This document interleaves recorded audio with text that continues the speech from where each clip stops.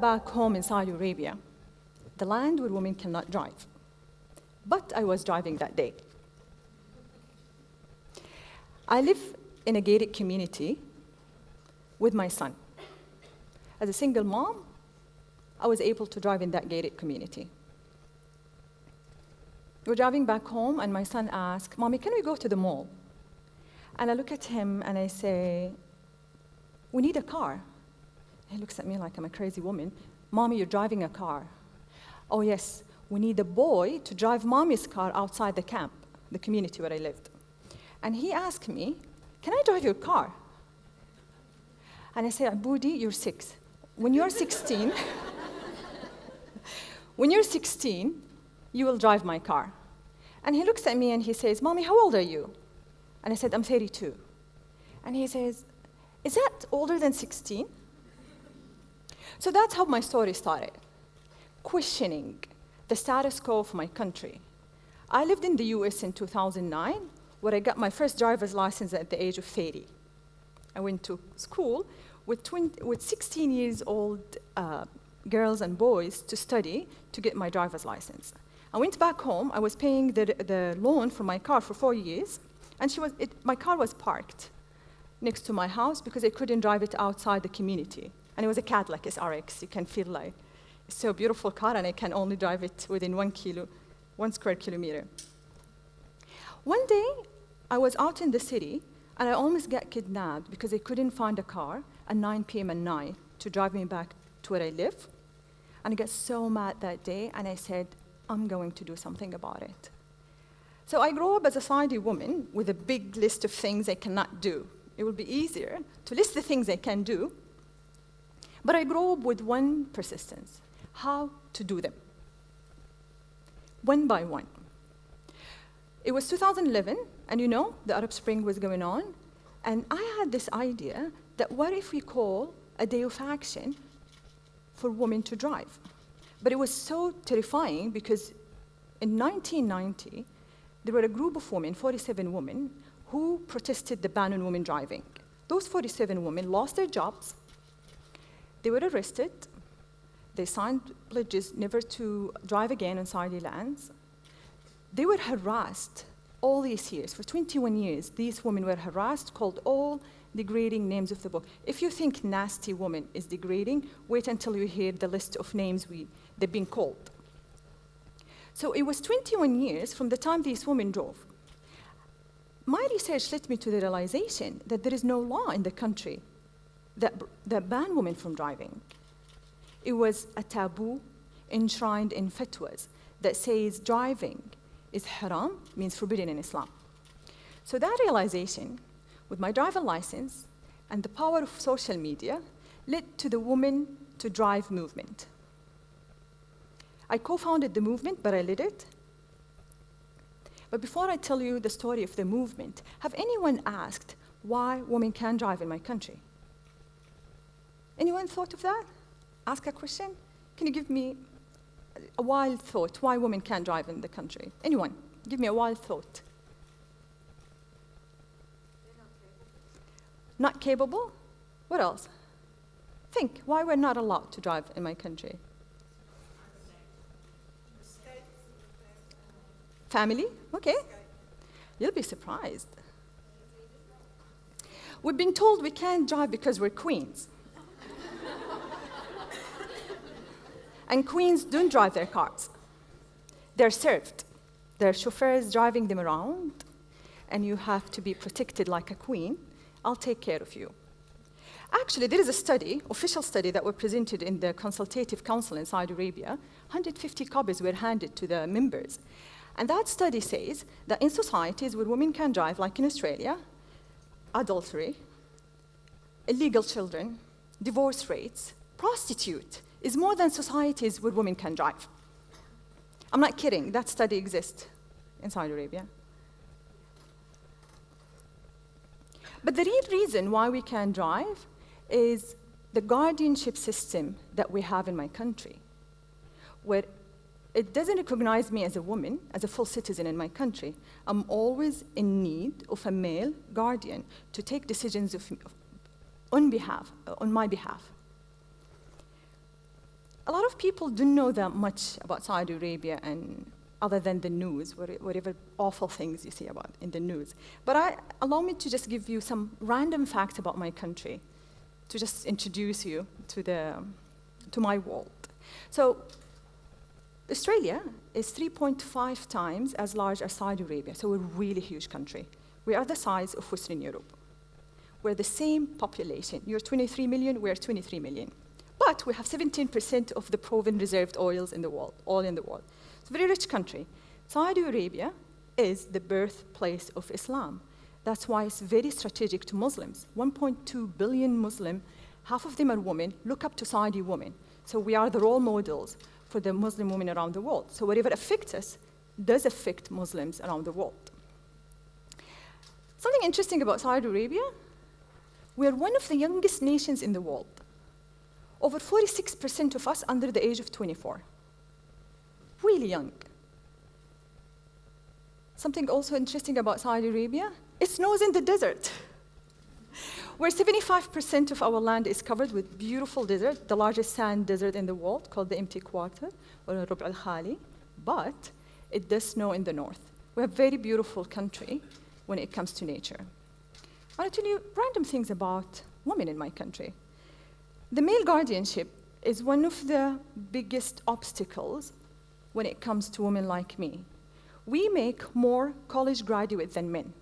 We have more women who are highly educated, postgraduate, but they can't find jobs. We're only 11% in the workforce. We were 1,500 girls applying for computer science, 250 girls accepted in that college. Only 60 girls made it, graduated. Only 2 of us made it to the workforce of my whole class. So that's they invest in our education, but unfortunately, we didn't have jobs when we leave. And one of the things too, because of the segregation, so here men and women can sit together. I went to college for 5 years. I've never met any of my professors, male professors. I've seen them all through TV, and I could never talk to them. There was a assigned teacher who would talk on our behalf to him. This is how segregated is my country. But there are good things about Saudi women.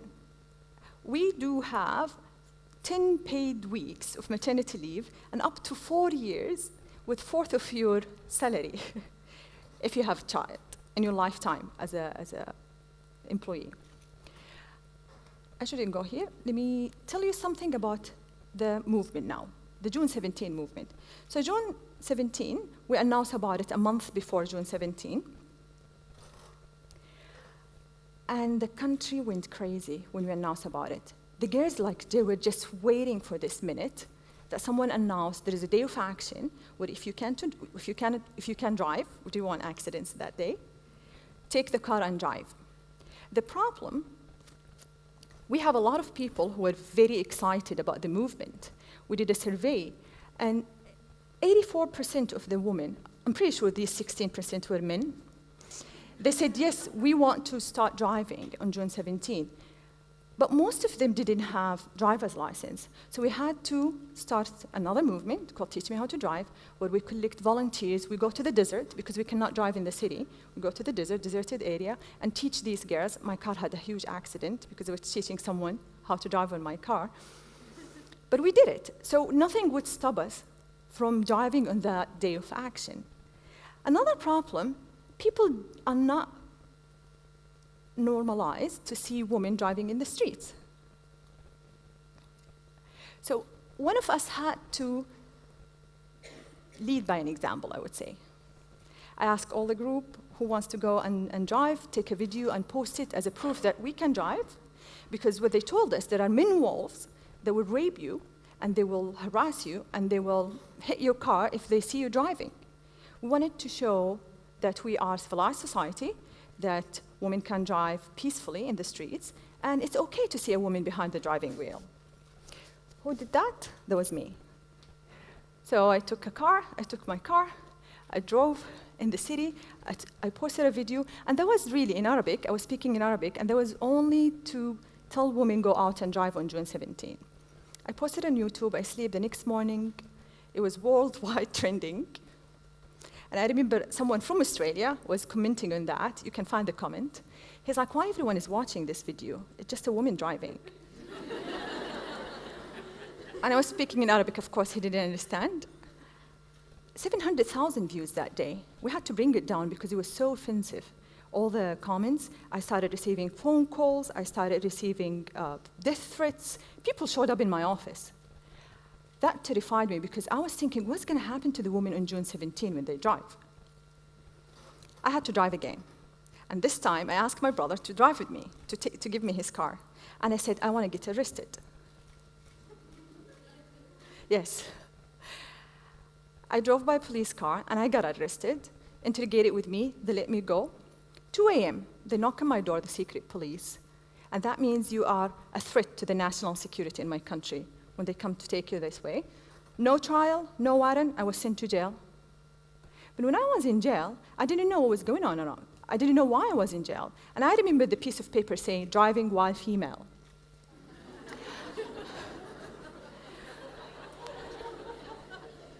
That's the only reason they gave me. And I was sent to jail, and I don't know for how long.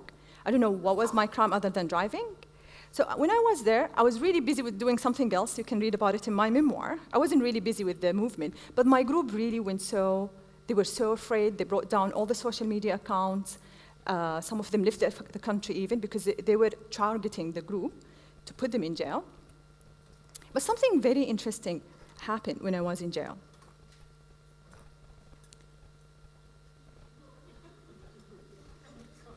The Islamists, or the radicals in Saudi Arabia, they were amazing. So they brought every single excuse in the book not to allow us to drive.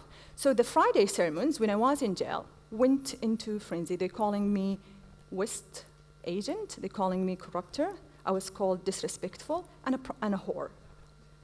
My dad was in the mosque when the imams called me a whore for leading this movement. But the most interesting one was this one. A cleric came and he said, women can't drive because it damages their ovaries. It went in the news. When I was in jail,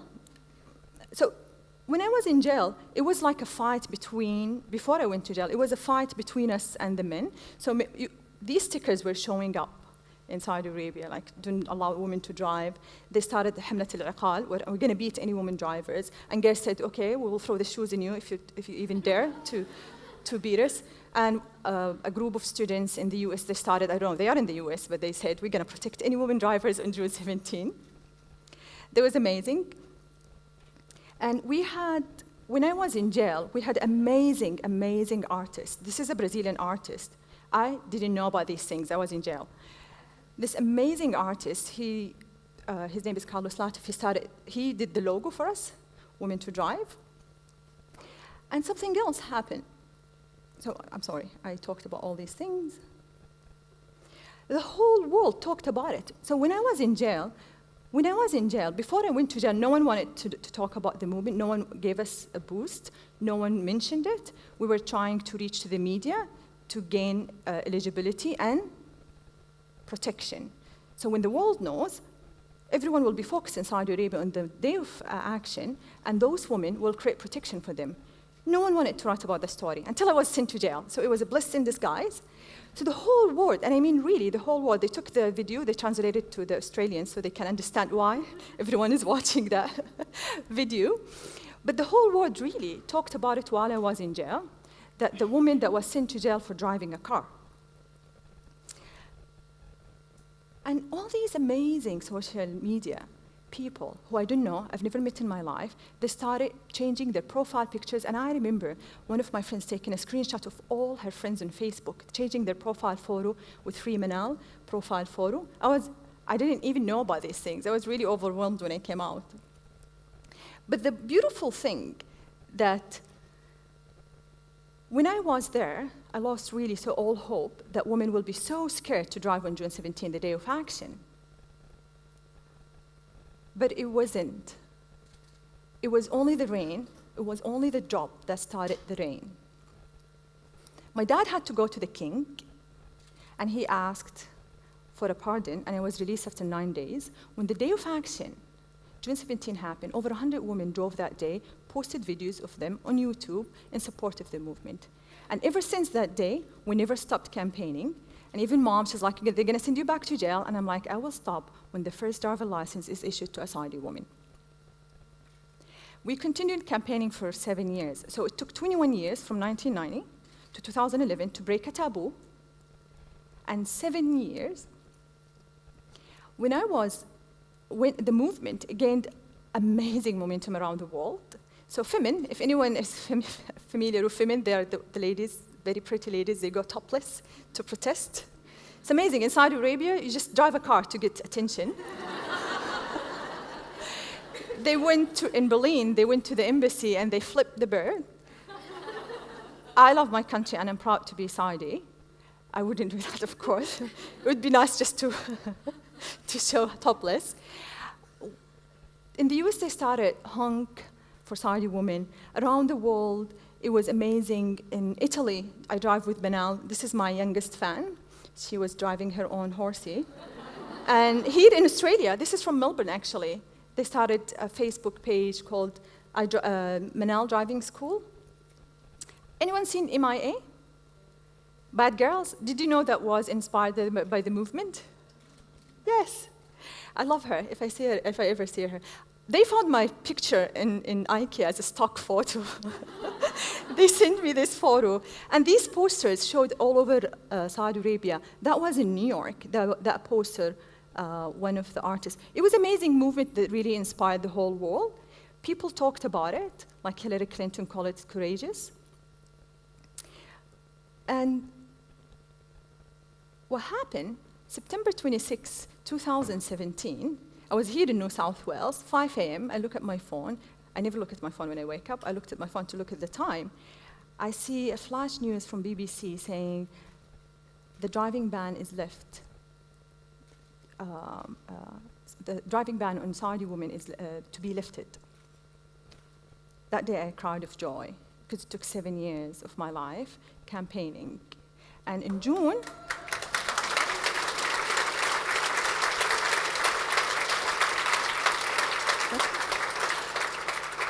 so June 24 this year will be the last country on earth where women can drive.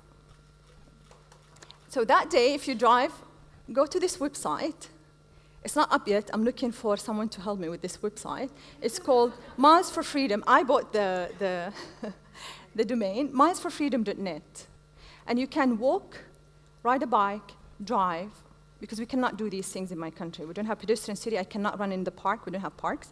I cannot ride a bike, and I cannot drive. June 24, I think things will change.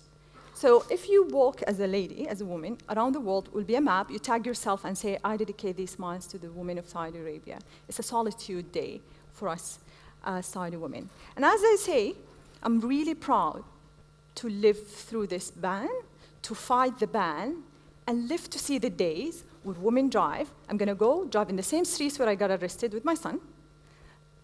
And that day, I might drive with this picture because I want to make a statement. I am a queen, and real queens drive their cars. Thank you, everyone.